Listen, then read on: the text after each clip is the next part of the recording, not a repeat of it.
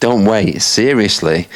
Stop waiting for life to begin because it already has, right? And I see it all the time with guys that I speak to about bringing inside of onto. They're living in this holding pattern, right? Believing that, once the chaos dies down, or once the promotion comes, once the kids grow up a little bit, or once the mortgage is paid off, then they'll start taking care of themselves.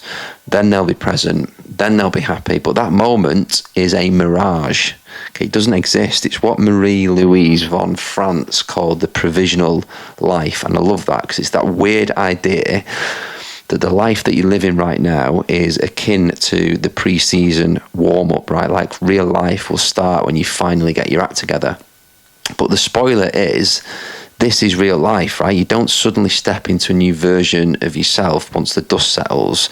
And it links directly to what I coach my guys on inside of onto, that tension between being on, present, engaged, here in the moment, right?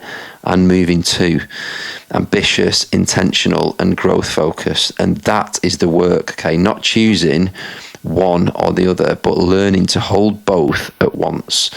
Okay, another term for this trap, which I love, is, I think it was Chris Williamson that said this, the deferred happiness syndrome. Right, that nagging feeling that your life hasn't really started yet, and that now is just the trailer before the main film.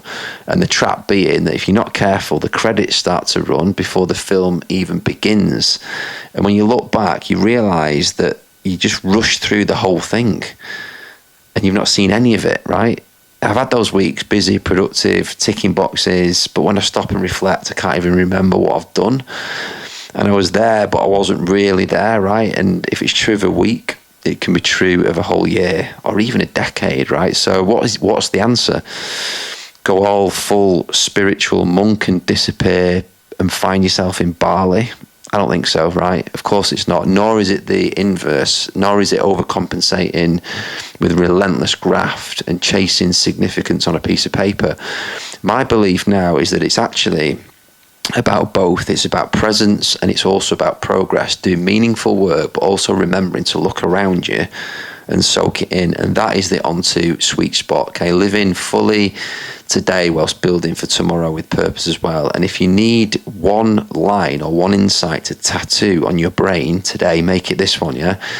And I know that delayed gratification is important. Otherwise, we'd all be sitting there eating fucking ice cream and Netflix all day. But in its extreme, delayed gratification is just zero gratification. Okay, yes, sacrifice matters, yes, discipline counts, but if your whole life is just a series of postponed joys in the hope of a future payout, you ain't living at all, you're just gambling. And it's sad to say this, but I reckon my dad landed on this very insight when it was too late for him. So you don't need to wait for some perfect version of yourself to arrive at all this. You don't need to wait for the noise to die down. Life is here right now, okay? And I believe, hand on heart, that your best years are actually determined by you, not your age, not your timeline, not your pension, not your bank balance. And even if it doesn't look perfect on paper, then they are yours and it's happening, right? So don't let the cynics or chaos or fear, even worse, rob you of today. Hold presence in one hand, hold progress in the other hand, and it's something that I am working on daily, right? If this hits home and you want help living in that sweet spot, that's exactly where I coach. Until then, I'll see you in the next one.